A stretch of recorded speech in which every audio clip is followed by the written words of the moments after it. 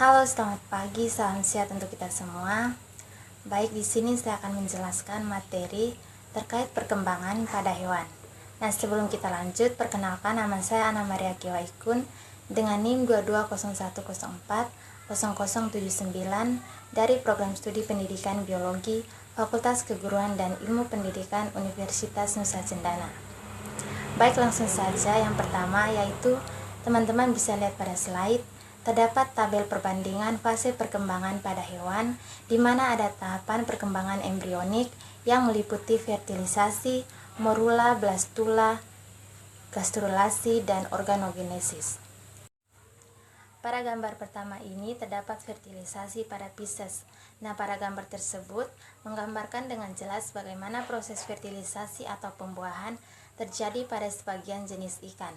Proses ini disebut fertilisasi eksternal karena pelepasan sel telur atau ovum dari betina dan sel sperma dari jantan terjadi di luar tubuh induk. Prosesnya dimulai dari pelepasan sel telur, di mana ikan betina akan melepaskan telur-telurnya ke dalam air. Telur-telur ini biasanya memiliki lapisan pelindung yang lengket, sehingga dapat menempel pada substrat seperti batu atau tanaman air. Setelah itu, hampir bersamaan juga ikan jantan akan melepaskan spermanya ke dalam air di sekitar telur-telur tersebut. Sperma ini akan berenang secara aktif menuju telur. Ketika sperma berhasil mencapai telur, akan terjadi proses pembuahan. Kepala sperma akan menembus lapisan pelindung telur dan membuahi inti sel telur. Setelah terjadi pembuahan, terbentuklah sigot. Sigot ini akan berkembang menjadi embrio di dalam telur, dan embrio akan terus tumbuh dan berkembang di dalam telur hingga akhirnya menetas menjadi individu baru. Yang berikut proses morula pada Pisces. Gambar ini menunjukkan serangkaian tahap awal perkembangan embrio ikan, dimulai dari fertilisasi hingga terbentuknya morula. Morula merupakan salah satu tahap penting dari perkembangan embrio, di mana sel-sel hasil pembelahan awal berkumpul membentuk bola padat. Nah, dilihat pada gambar A, pada tahap ini kita melihat zigot hasil fertilisasi. Zigot ini merupakan sel tunggal yang mengandung materi genetik dari induk jantan dan betina. Gambar B, zigot mulai membelah menjadi 2 anak sel. Proses pembelahan ini disebut pembelahan sel. Gambar C, di mana pembelahan sel terus berlanjut menghasilkan 4 anak sel. Sel-sel ini masih terikat satu sama lain. Gambar D, jumlah sel terus meningkat membentuk kelompok sel yang lebih padat. Pada tahap ini, embrio sudah mulai membentuk bola, tetapi sel-selnya belum sepenuhnya terorganisir. Gambar E, embrio mencapai tahap morula. Sel-sel hasil pembelahan telah membentuk bola padat yang terdiri dari banyak sel. Morula ini merupakan tahap transisi sebelum terbentuknya blastula. Gambar F, pada tahap ini morula mulai mengalami perubahan menuju tahap blastula. Sel-sel mulai bermigrasi dan membentuk rongga di bagian dalam bola sel. Berikutnya proses blastula pada Pisces, di mana gambar tersebut menunjukkan tahap blastula pada perkembangan embrio ikan. Pada tahap ini, zigot hasil pembuahan terus membelah secara mitosis hingga membentuk bola sel yang disebut blastula. Setelah tahap blastula, embrio akan memasuki tahap gastrula. Pada tahap ini, blastomer akan mengalami invaginasi atau melekuk ke dalam, membentuk 3 lapisan lembaga utama, yaitu ektoderm, mesoderm, dan endoderm. Ketiga lapisan inilah yang akan menjadi cikal bakal semua jaringan dan organ tubuh ikan. Pada tahap blastula merupakan tahap yang sangat krusial dalam perkembangan embrio. Nah, pada tahap ini ditentukan jumlah sel yang akan membentuk tubuh ikan serta pola dasar pembentukan organ-organ tubuh. Gangguan pada tahap blastula dapat menyebabkan kelainan atau kematian embrio. Nah, pada gambar A menunjukkan struktur umum blastula pada ikan, termasuk blastosol, blastoderm, dan kutub-kutubnya. Pada gambar B menunjukkan struktur mikroskopis dari blastoderm atau bagian lain dari blastula.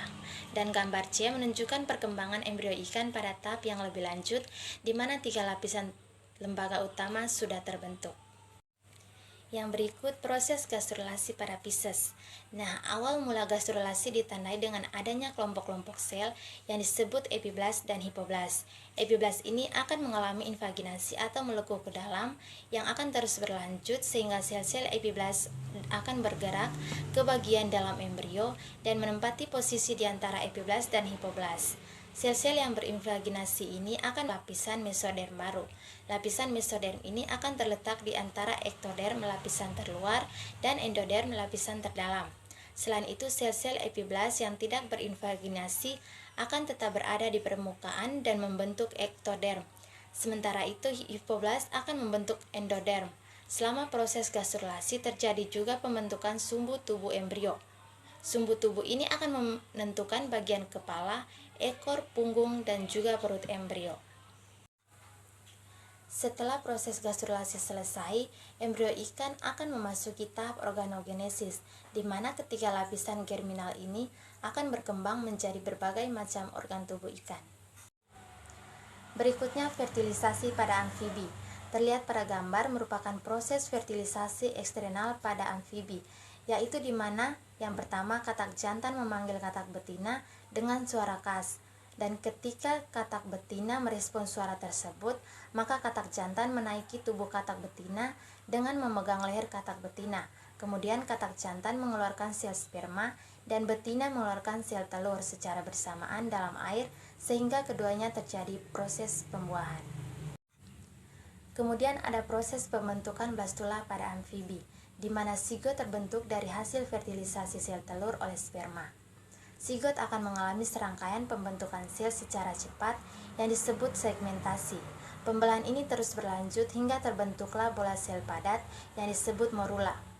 Nah, pada tahap selanjutnya, sel-sel morula akan terus membelah dan mengatur diri sehingga terbentuklah rongga di bagian dalam bola sel tersebut. Rongga ini disebut blastosol. Struktur bola berongga inilah yang kita kenal sebagai blastula. Bagian-bagian penting pada blastula ini yang meliputi kutub animal, yaitu bagian atas blastula yang memiliki sel-sel berukuran kecil yang mengandung sedikit kuning telur. Kemudian ada kutub vegetal, yaitu bagian bawah blastula yang memiliki sel-sel berukuran besar yang mengandung banyak kuning telur. Kemudian ada blastosol, merupakan rongga di dalam blastula yang berisi cairan. Nah, untuk peran kuning telur pada blastula ini merupakan jumlah kuning telur dalam sel telur amfibi cukup banyak, terutama terkonsentrasi di kutub vegetal. Adanya kuning telur ini akan mempengaruhi pola pembelahan sel selama pembentukan blastula. Sel-sel di kutub vegetal yang kaya akan kuning telur akan membelah lebih lambat dibandingkan sel-sel di kutub animal. Yang berikut gastrulasi pada amfibi. Proses gastrulasi pada amfibi pada gambar A dimulai dengan pembentukan germ ring, yaitu terbentuknya seperti cincin yang melingkar. Kemudian pada gambar B terbentuk celah yang dinamakan bibir blastopor, yaitu di mana pembentukan celah ini bersifat mobilitas sehingga sel-sel dapat masuk ke dalam. Kemudian pada gambar C, blastopor sudah membentuk bulan sabit dan terjadi gerakan invaginasi. Nah, pada gambar D, proses invaginasi terus berlanjut dan sel-sel yang masuk ke dalam embrio akan membentukkan lapisan tengah yang disebut mesoderm. Pada tahap ini juga sudah terbentuk kuning telur pada embrio. Setelah terbentuk kuning telur atau yolk cell, kuning telur terbentuk dari gerakan invaginasi, epibolik, dan involusi, di mana kuning telur ini semakin masuk ke dalam. Gambar E, blastopor terus membesar dan bagian tengahnya yang berisi yolk atau cadangan makanan disebut yolk plug. Sel-sel mesoderm terus berkembang dan menyebar di antara lapisan ektoderm dan endoderm. Dan gambar F, proses gastrulasi selesai di mana blastopor telah menutup sepenuhnya dan 3 lapisan germinal sudah terbentuk secara sempurna. Yang berikutnya proses fertilisasi pada reptil. Gambar tersebut menunjukkan sepasang reptil sedang melakukan perkawinan dan diagram sistem reproduksi betina reptil.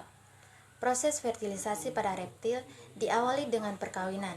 Jantan akan memasukkan organ reproduksinya ke dalam tubuh betina. Sperma dari jantan kemudian akan bertemu dengan sel telur di dalam ovarium betina.